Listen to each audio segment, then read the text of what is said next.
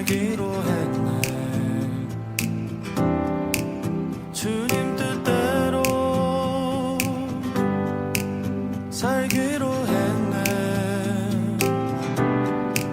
주님 뜻대로.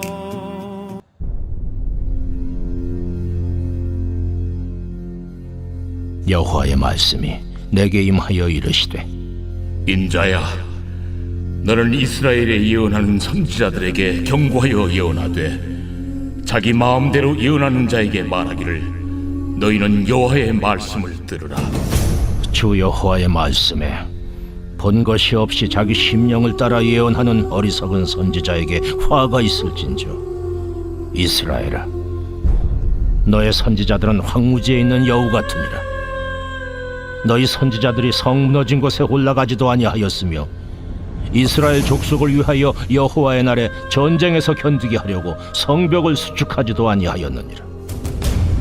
여호와께서 말씀하셨다고 하는 자들이 허탄한 것과 거짓된 점괘를 보며 사람들에게 그 말이 확실히 이루어지기를 바라게 하거니와, 그들은 여호와가 보낸 자가 아니라 너희가 말하기는 여호와의 말씀이라 하여도 내가 말한 것이 아닌즉 어찌 허탄한 묵시를 보며 거짓된 점괘를 말한 것이 아니냐. 그러므로 주 여호와께서 이같이 말씀하셨느니라.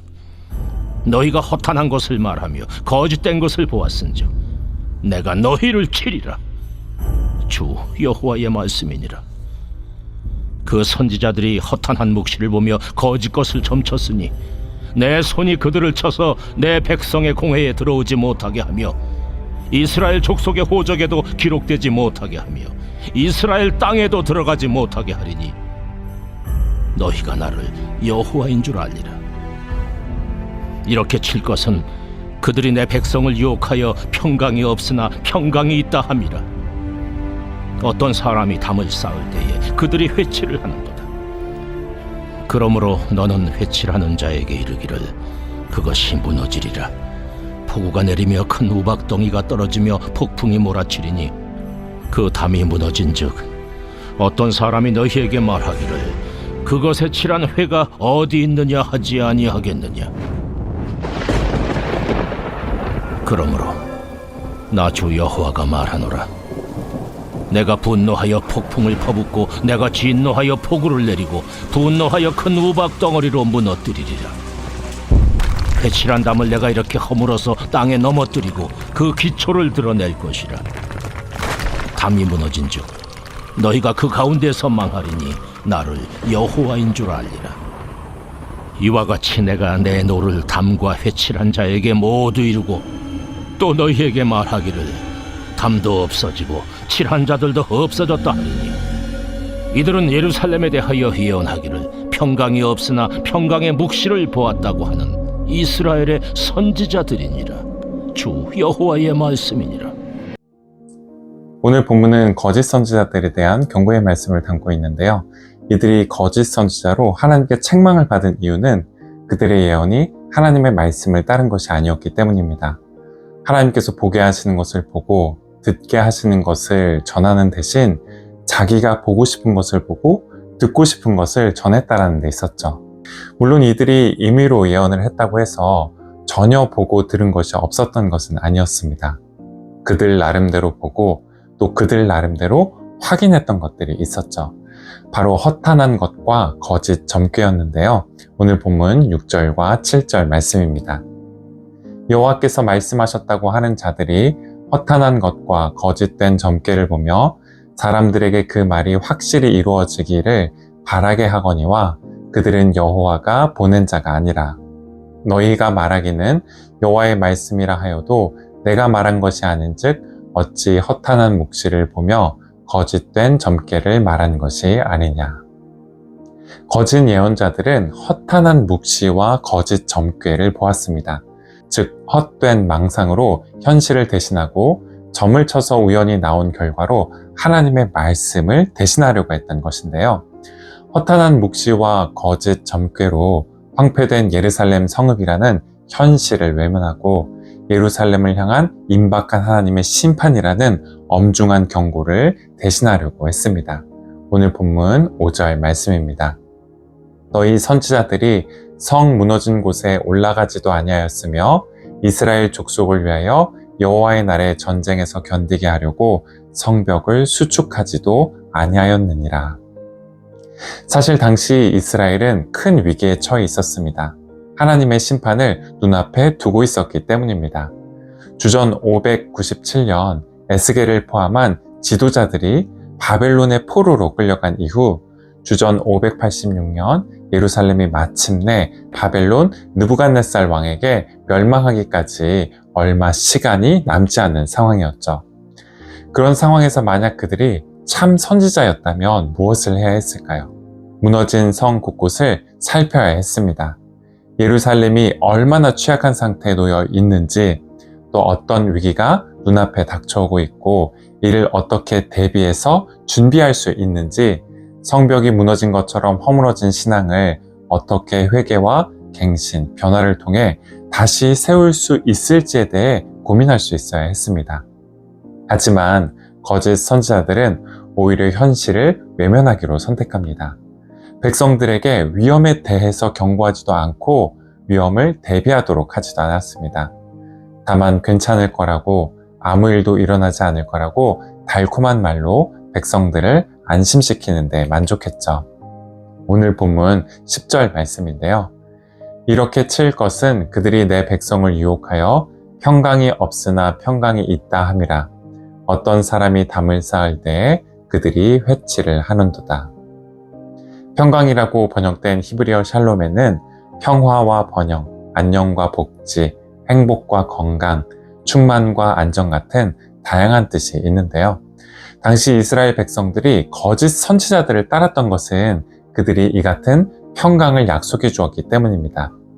평강을 약속하면서 그들이 처한 이 암담한 현실을 잊게 해 주었고, 그들이 반복해서 저지르고 있는 잘못, 즉 우상 숭배와 불의, 부정부패와 가난하고 힘없는 이들에 대한 횡포를 정당화해 주었기 때문이었죠. 하지만 이것은 유혹에 불과했습니다.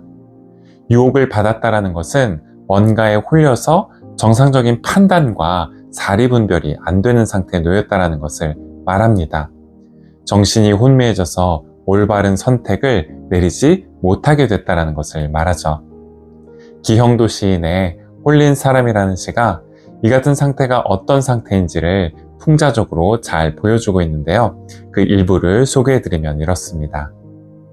사회자가 외쳤다. 여기 일생 동안 이웃을 위해 산 분이 계시다. 이웃의 슬픔은 이분의 슬픔이었고 이분의 슬픔은 이글거리는 빛이었다. 사회자는 하늘을 걸고 맹세했다. 이분은 자신을 위해 푸성귀 하나 심지 않았다. 눈물 한 방울도 자신을 위해 흘리지 않았다. 군중들은 일제히 그분에게 박수를 쳤다. 사내들은 울먹였고 감동한 여인들은 실신했다. 그때 누군가 그분에게 물었다. 당신은 신인가? 당신은 유령인가? 목소리가 물었다. 저 미치광이를 끌어내. 사회자가 소리쳤다. 사내들은 달려갔고 분노한 여인들은 날뛰었다. 그분의 답변은 군중들의 아우성 때문에 들리지 않았다. 이 시는 사회자가 한 권력자를 두고 한 거짓말에 속은 군중들이 어떻게 홀렸는지를 잘 보여줍니다. 거짓말에 속아 홀리게 되면 마땅히 의심해야 할 것을 의심하지 못하게 되고 질문해야 할 것을 질문하지 못하게 됩니다. 마땅히 듣고 확인해야 할 것, 짚고 넘어야 할 것을 그렇게 못하게 되죠. 다만 군중들의 박수와 환호성에 또 울음과 분노, 격한 감정에 건전한 판단력과 냉철한 자기인식을 내어주게 되는데요. 하나님께서는 이 시에 나오는 사회자처럼 백성들을 홀렸던 거짓 선지자들이 행한 일을 담의 회치라는 것에 비유하셨습니다. 본문에서 담으로 번역된 히브리어 하이츠는 흙 반죽으로 돌들 사이를 메꿔서 쌓은 튼튼한 담이 아닌 돌을 아무렇게나 쌓아 올려 세운 조약한 담을 가리키는데요. 돌들 사이 벌어져 있는 틈을 반죽으로 메우지 않고 겉에 이렇게 회칠만 하게 되면 어떻게 될까요? 담을 튼튼하게 하는데 아무런 도움이 되지 않습니다. 오히려 돌틈을 반죽으로 메워서 담을 보수할 기회를 막게 되죠. 하지만 그곳으로 다가올 위기를 막는 건 역부족이었습니다. 하나님께서 그 담을 무너뜨리실 것이었기 때문입니다. 오늘 본문 13절과 14절 말씀입니다. 그러므로 나 주 여호와가 말하노라. 내가 분노하여 폭풍을 퍼붓고 내가 진노하여 폭우를 내리고 분노하여 큰 우박덩어리로 무너뜨리리라.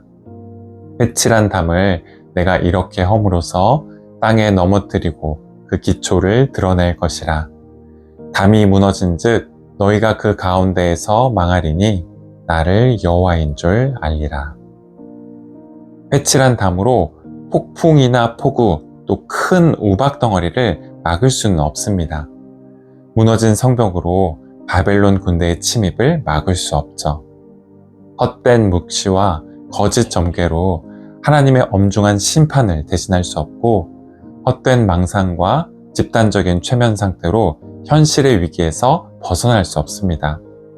자기 잘못을 인정하지 않는다라고 해서 우리가 더 의로워질 수 있는 것도 아니고 손바닥으로 하늘을 가린다고 진실을 덮을 수 있는 것도 아니죠.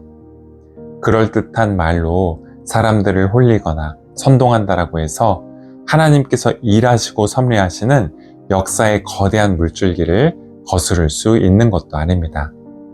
오늘 하루 거짓 예언과 참 예언을 분별할 수 있는 분별력을 지니고 정직한 땀과 수고로 마주한 문제를 풀어가고 삶의 터전을 읽어가실 수 있는 저와 여러분 모두가 되실 수 있으시기를 바라겠습니다.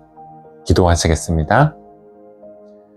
주님, 저희의 눈을 열어 주님께서 보게 하시는 것을 보고 저희의 귀를 열어 주님께서 듣게 하시는 것을 들으며 저희의 마음을 열어 주님께서 품게 하시는 것을 품을 수 있게 해주시기를 간구합니다. 또한 저희로 하여금 저희 자신의 허물과 잘못을 인정하고 저희가 처한 현실의 여러 위기와 문제를 정직하게 대면할 수 있는 용기를 지니게 해주셔서 어제의 잘못이 오늘 또한 반복되지 않도록 저희를 지켜주시고 왜곡된 정보와 거짓, 일방적인 주장에 저희 마음과 생각을 빼앗기지 않게 지켜주시며 오늘의 위기를 내일을 위한 기회로 만들어 갈 수 있게 인도해 주옵소서. 예수 그리스도의 이름으로 기도드립니다. 아멘.